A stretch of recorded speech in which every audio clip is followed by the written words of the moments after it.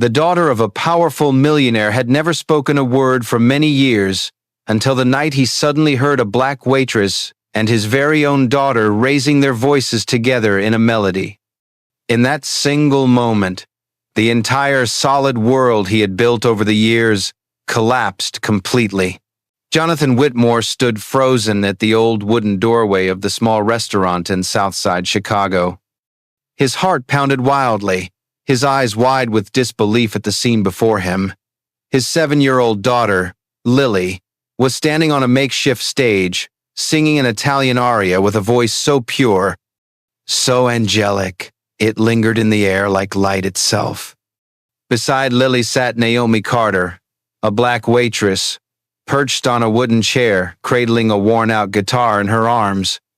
Her gentle eyes followed every note the little girl released. Jonathan felt heat rushing to his face, his throat tightening. Inside his head roared a furious echo. Impossible! For 4 years she hasn't spoken a single word. The top doctors in Boston, New York, Los Angeles all said she had selective mutism, that she might never utter a sound. And now, she's singing, in front of everyone, in a cheap diner like this? He wanted to believe it was a dream, but the song was too vivid, too real. The diners, who only moments ago were buzzing with the noise of supper, now sat in complete silence. Some stared in astonishment, others had tears glistening in their eyes. All seemed spellbound by that fragile yet powerful voice. But Jonathan, one of the most powerful men in Chicago's financial circles, felt himself shrinking, helpless. He had spent millions trying to heal his daughter, chasing after renowned specialists. Yet to him, Lily had been nothing more than a failed project, a stain on his reputation among the elite. Never once had he truly sat down, held that small hand, and asked her a single kind question. And now, an anonymous waitress had achieved what he could not. Naomi, a woman he had never heard of, never paid, never even considered, had drawn out the voice he thought he would never hear. Jonathan's fists clenched tight. He felt the blood rush hot to his face, stunned and furious all at once. His mind churned with bitterness and suspicion. How could she do this? How could my daughter choose an outsider to give the most precious gift she has, her voice, while I, her father, am left abandoned in silence? Naomi looked up and caught Jonathan's gaze, cold, sharp as a blade. She did not flinch. Instead, her eyes shone with a quiet resolve, as though shielding Lily. And Jonathan felt more threatened than ever. For a fleeting moment he wanted to scream, to storm the stage and drag Lily away, to end this humiliating charade. Yet it was that very voice, delicate yet unyielding, that held him in place. Jonathan had never trembled like this, never felt his fatherhood stripped from him so mercilessly. The room was utterly still, only Lily and Naomi remained at its center. A moment that seemed simple, yet to Jonathan, it shattered the entire world he had built. He knew, from this instant on, nothing would ever be the same again. Do you think Jonathan will continue to listen, or will he let his rage explode immediately? Thunderous applause erupted throughout the tiny diner, yet Jonathan heard nothing but the pounding rush of blood in his ears. He was like a beast cornered, lunging onto the stage and yanking Lily down from the chair. The entire room fell into chaos. Guests, still entranced moments ago by the angelic voice, now stared in shock at the sight of a powerful man in a sharp suit, nearly losing control in front of his own daughter. Jonathan's eyes blazed as he turned toward Naomi. He glared at her as though he could crush her on the spot. In that instant, the distance between a Chicago millionaire and a black waitress vanished. Only two human beings stood locked in confrontation, under the gaze of a stunned crowd. He clenched his teeth, his voice low and sharp, each word like a blade. What have you done to her? Did you cast a spell on her? What right do you have to touch my daughter? Naomi remained seated, the guitar still resting on her lap. But instead of shrinking back, she lifted her head. Her eyes were calm, carrying a soft but unyielding light. Her voice was not loud, yet it rang clear through the uproar. I did nothing. Lily sings because she wants to sing. She is not mute. She simply chose not to speak to those who never truly listened. A heavy silence spread across the room. No one dared breathe too loudly. Her words cut into Jonathan like a knife, stripping away the layers of pride he had worn for years.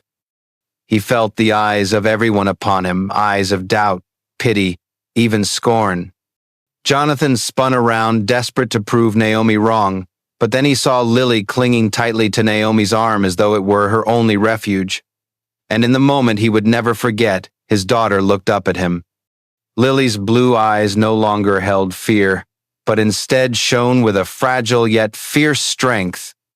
Her voice broke the silence, trembling yet steady, each word slicing through the air. Daddy, I can talk. I just don't talk. To you. Jonathan froze. His knees nearly buckled. The world seemed to tilt beneath him. A man who once prided himself on being invincible, who believed power and money could buy everything, now stood exposed before all by the truth of his little girl. No loss in his life, not a multi-million-dollar deal gone wrong, not a partner's betrayal could compare to this moment. He tried to speak, but his throat was parched, unable to form a word. He wanted to deny it, to shout that Lily had been manipulated, that Naomi had deceived her. But his daughter's eyes pierced through him, and he knew, deep down, it was the truth. Naomi rose.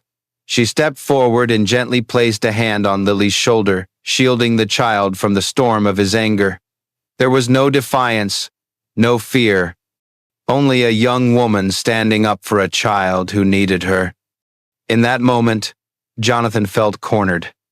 He, a millionaire accustomed to commanding, to controlling now, stood powerless before the very two people he had dismissed the most, an anonymous waitress and the silent daughter he had never understood. Around the diner, whispers began to rise. Some shook their heads. Others pulled out phones, snapping pictures, recording videos. Jonathan realized that within minutes, the entire city could witness his downfall. Richard Whitmore, the finance tycoon, brought to his knees in a humble diner by his daughter and a waitress. His blood boiled, a storm of humiliation, rage, and fear churning inside him. Yet buried deep within, another feeling stirred, the one he least wanted to acknowledge: regret. In this moment, he had lost, not to Naomi, not to the crowd, but to his own daughter.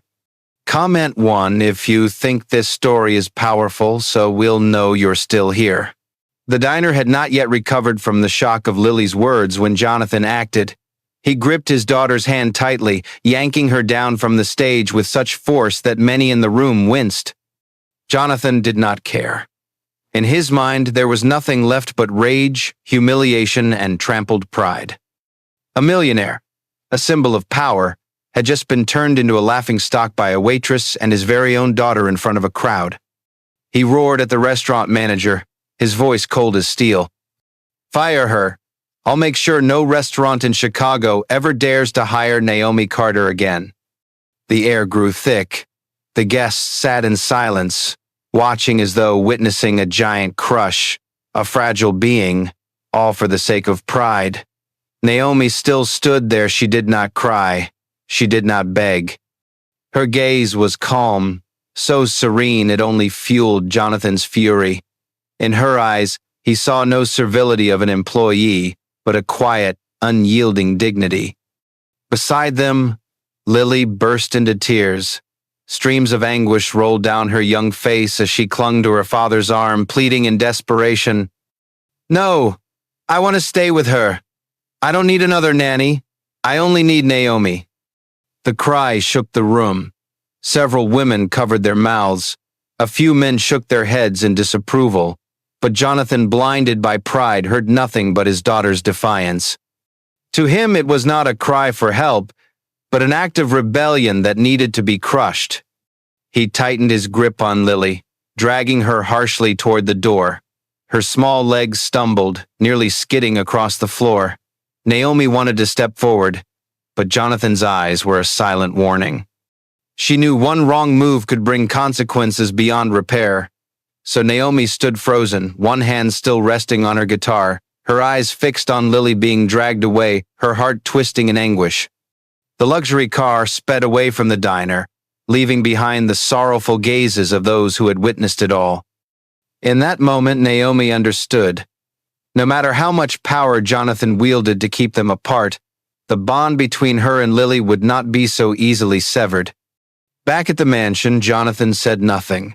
He escorted his daughter straight to the highest floor of the Whitmore Tower, to a lavish room designed like a fortress. He flung open the door, all but throwing Lily inside, then locked it tight. To him, this was how he would teach his daughter to submit through silence and isolation. The room was vast, ornate, but it had now become nothing more than a gilded cage. Lily sat on the bed, her tiny body trembling. Fear consumed her, but in her hands, she clutched something small, a faint comfort, Naomi's handkerchief, the only thing left from the days they had shared together. Lily held it tightly against her chest, as though holding onto a piece of the woman who had made her feel heard. Her voice quivered in the darkness, a whispered vow meant only for herself. Daddy never listens, but she does. Outside, the city of Chicago still glimmered with light. But in that room on the 20th floor, a 6-year-old girl was learning a brutal truth. Money and power cannot buy understanding, and sometimes, those who share your blood are the ones most distant from you. Would this be the beginning of Lily's rebellion, or another step in Jonathan's downfall where the more he tried to control, the further his daughter slipped away? The truth sometimes only needs a tiny crack to spill out, and Naomi was the first person brave enough to create that crack. After that fateful night at the restaurant, when Jonathan dragged Lily away in tears, Naomi did not give up. On the contrary, she understood that the real battle had only just begun.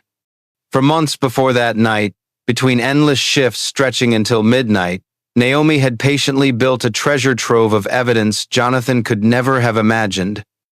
Videos of Lily singing passionately in sweet French, recordings of the girl reciting poetry in English, fleeting moments of her playing piano and improvising in Spanish. Naomi did not collect these to fight anyone, but because she knew a day would come when the truth would need to be proven that Lily had never been mute, only never heard. When she finally found the courage, Naomi brought all of it to Dr. Hannah Lee, a child psychologist at Northwestern University, renowned for her research on speech disorders caused by trauma. In a simple, bright, white office, Naomi sat across from Dr. Lee, her heart racing as she played the recordings. On screen, Lily smiled, her fingers gliding across piano keys, her voice so pure that it was hard to believe she had ever been considered mute. Dr. Lee was transfixed. She adjusted her glasses, her eyes never leaving the screen. When the final clip ended, she turned to Naomi, her voice steady and firm. This child is not mute. She has selective mutism caused by psychological trauma, and clearly, that trauma comes from her relationship with her father. That single statement cut through the wall of lies Jonathan had built for years like a blade. Naomi knew she now held something powerful enough to shake an empire. The secret could not be contained for long. Just days later, the first clips leaked onto social media. People passed around a video of a 6-year-old girl, beautiful-faced, her angelic voice ringing out. And immediately, the question exploded. Why would a child who can sing like this be silenced by her own father? Chicago's media erupted. Major newspapers splashed bold headlines. Millionaire Whitmore hiding daughter's condition? Evidence shows Lily Whitmore was never mute. Television networks dissected the story, inviting experts to comment. The name Jonathan Whitmore, once synonymous with power and success, now became a symbol of cruelty and deceit. Jonathan reacted as only a man used to power would. He called in lawyers, demanding every rumor be quashed. Threatening letters of lawsuits were sent out, reporters barred at the gates. He threw money to silence, authority to suppress. But the harder he tried, the more the fire of public outrage spread. To the people of Chicago, he was no longer the dazzling millionaire, but a tyrannical father willing to do anything to protect his image, even muzzle his own child. Inside the 20th floor room, Jonathan began to feel the heat closing in. Phone calls from business partners brimmed with suspicion. Whispers among the elite grew sharper than ever. And above all, Lily's blue eyes, once bright with innocence, now stared back at him with cold, distant detachment. He had everything: wealth, power, prestige. But before him, his little daughter was drifting further away, as though each passing second cut another thread of their bond. Naomi, once a nameless waitress, had become Lily's voice to the world. She sought no fame or fortune, only the truth that if Lily were freed, if her voice could rise, the girl might heal herself. And Jonathan, would he continue to wield his iron hand of control? Or, for once in his life, dare to face the truth he feared most? That it was not the world, but he himself, who had silenced his daughter. My dear audience, stay tuned for the next chapter that will leave you in awe. Take just a second to like this video, subscribe, and drop a comment below telling me where you're watching from and what time it is for you. It's always fascinating to see friends join us from all corners of the world. In the bustling, neon-lit city of Chicago, where money is often seen as the master key, a fragile truth quietly gathered strength enough to challenge an empire.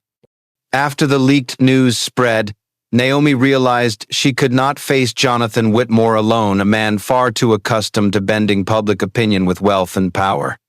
She needed an alliance, not only to protect Lily, but to defend the truth that was being crushed under the heel of power. Dr. Hannah Lee, with her academic credibility and unshakable belief in the value of science, became the first pillar. Yet both women knew that was not enough. They needed a voice from the law, someone brave enough to stand in the storm Jonathan would surely unleash. And that was when Marcus Alvarez appeared. Marcus was nothing like the arrogant lawyers Jonathan usually hired. He had grown up in the slums of the West Side, had tasted the scornful looks of the wealthy. For Marcus, justice was not a slogan, but a lifelong battle. When Naomi and Hannah came to him, he listened, sat in silence for a long time, then nodded. In his dark eyes burned a fire no amount of money could ever extinguish. Three people, from three different worlds, formed an alliance. The humble waitress, a scholar, and a human rights lawyer bound by nothing except the conviction that the voice of a child was worth more than millions of dollars in power. They planned a decisive strike, a public symposium at Northwestern University. Not a private courtroom hearing, not a newspaper article easily bought off, but the stage of science and truth where the light of exposure would make it impossible for Jonathan to bury everything. They invited the media, child psychologists, representatives from child protection agencies, and even families whose children had suffered from similar disorders. Every seat in the university's grand hall became a witness waiting to be called. That day, the autumn wind in Chicago was sharp and cold, but inside the hall the atmosphere was strung as tight as a violin string. Naomi sat silently in the front row, her hands clenched so hard her knuckles turned white. On the large screen, the familiar videos played. Lily appeared, her eyes sparkling, her lips shaping gentle melodies, her pure voice melting away every wall of doubt. The entire room held its breath, every gaze locked on the screen. Then, the final recording played. A small voice, trembling yet clear. Daddy said I was the shame of the family. Daddy only cared about the numbers. I pretended to be silent, so Daddy would look at me once. No music, No image, only Lily's voice echoing in the dead stillness. In that moment, the hall froze. A 6-year-old child, choosing silence as a plea for her father to see her, that confession cut like a blade through Jonathan's pride. In the back row, Jonathan turned pale. He was used to boardroom meetings where he led, to lavish parties where laughter always turned toward him. But here, under the stark, white light of science, he was nothing but a father stripped bare. Hundreds of eyes turned toward him, not with admiration, but with outrage, pity, and contempt. All his life, Jonathan believed he could buy everything: silence, loyalty, even truth. But now, money meant nothing. Every defense he had prepared dissolved as his daughter's voice still rang in his mind. I pretended to be silent, so Daddy would look at me once. Naomi lifted her head, her gaze fixed on Jonathan. She did not need to say a word, the evidence had spoken. Hannah Lee nodded. Marcus rose before the crowd of reporters, his voice firm as steel. This is no longer a private story of a wealthy family. This is a story about a child's right to be heard. For the first time in many years, Jonathan felt he had nowhere to hide. The truth stood before him, and the Whitmore empire began to crack from that very moment. Would Jonathan bow his head and admit his mistakes, or would he still cling to power, collapsing more with each passing day? There is no court harsher than the court of public opinion, and no sentence heavier than the judgment that comes from one's own child. The moment the recording played, the entire hall at Northwestern froze. Jonathan Whitmore, the man once praised as the real estate king of Chicago for the first time in his life, was no longer in control. He was just a trembling father, sitting under the piercing gaze of hundreds, where every layer of pretense and pride was stripped away. Lily's voice echoed in his mind again and again. I pretended to be silent, so Daddy would look at me once. Each word was a sharpened blade, cutting through the fortress of power Jonathan had built with blood and money for 3 decades. He remembered the lavish evenings in the Whitmore mansion, where the clinking of crystal glasses drowned out all other sounds, where he prided himself on believing Lily's silence was discipline. Now he understood that silence was not strength, but the wound he himself had inflicted. In front of the public, Jonathan said nothing. His face was pale, his eyes hollow. The media, once his tool to manipulate public opinion, had become 1,000 needles piercing into him. The name Whitmore, once synonymous with power, now stood as a symbol of coldness and indifference. That evening, while the city lights still glittered outside, the 20th floor of Whitmore Tower was shrouded in darkness. Jonathan sat in his leather armchair, his hand trembling as it held a cigar he never lit. His gaze fell upon a photograph of Lily on the wall, the radiant smile of a 3-year-old, back when her mother was still alive. The image twisted like a knife into his memory, dragging him back to the countless days when he chose work over family, ambition over warmth.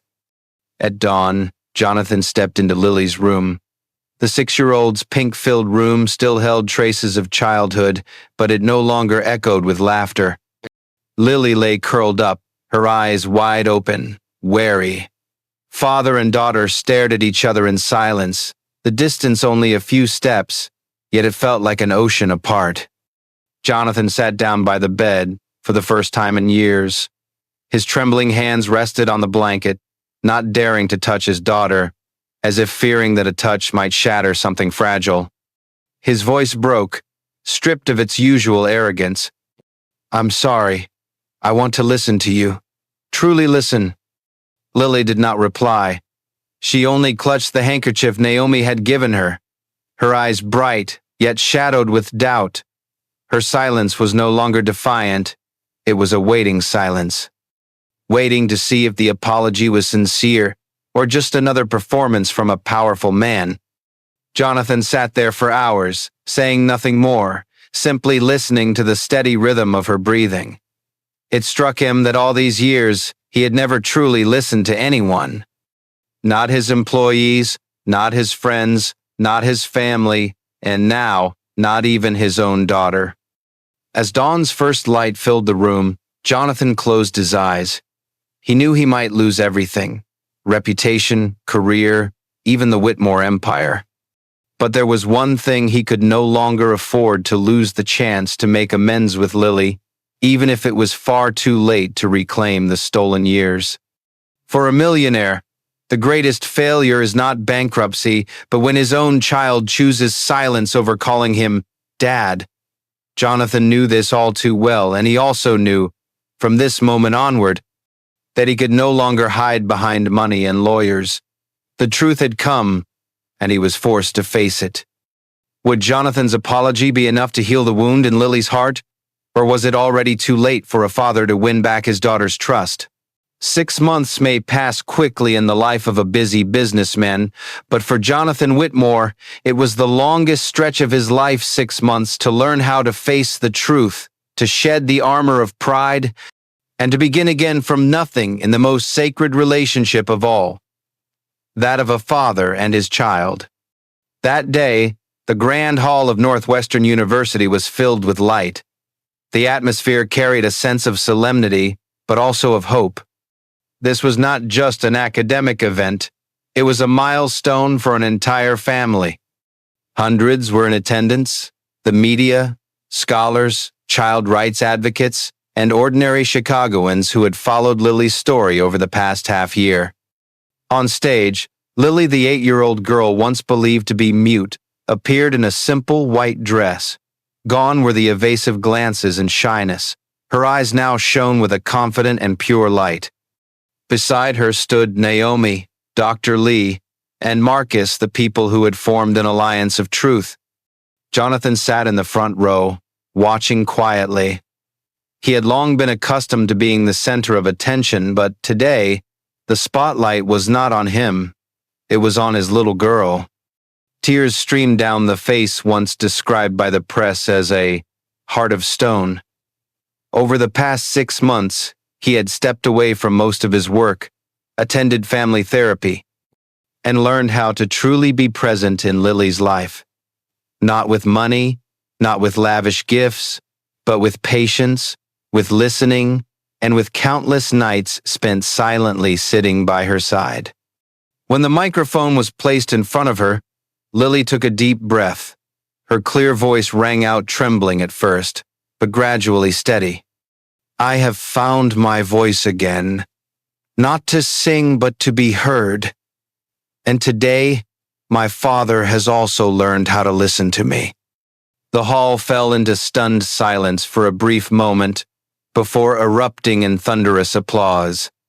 Tears rolled down many cheeks, for that moment was not just a release for a child, but proof that love and change could overcome coldness and indifference. Naomi, sitting nearby, smiled softly. She knew that her victory had never been about defeating a millionaire, but about transforming him into the father Lily deserved. For Dr. Lee, it was living proof of the power of therapy when intertwined with humanity.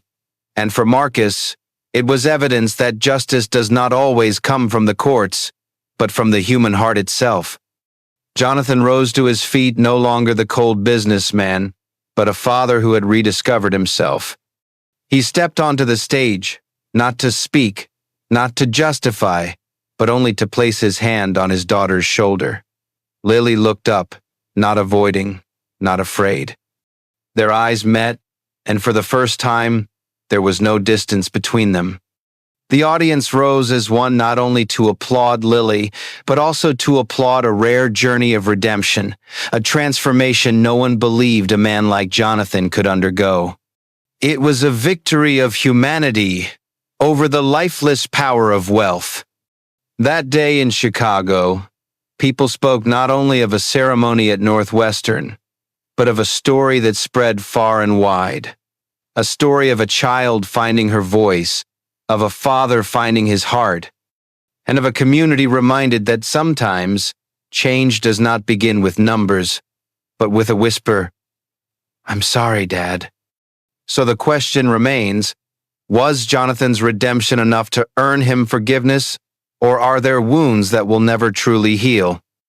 As the final curtain falls, the story of Lily and Jonathan does not end with one family. It resonates as a mirror for all of us. It reminds us that sometimes the silence of a child is not the absence of a voice, but a cry for help that is yet to be heard. And sometimes, even a belated redemption can become a miracle if it is accompanied by true love. The lesson here is simple yet profound. The most precious gift we can give to our children, to our loved ones, is not money or fame, but our presence and our ability to listen with all our hearts. It is that very act of listening that can heal wounds once thought impossible to close. Thank you for staying with this story until the very end. If you feel touched, we invite you to leave a comment and let us know, where are you watching from, at what time, and most importantly, what do you think of Jonathan's redemption? Don't forget to share this with your loved ones across America, so that this story may inspire even more people. Because who knows, your single act of sharing today may become the very light that helps someone out there reclaim their own voice.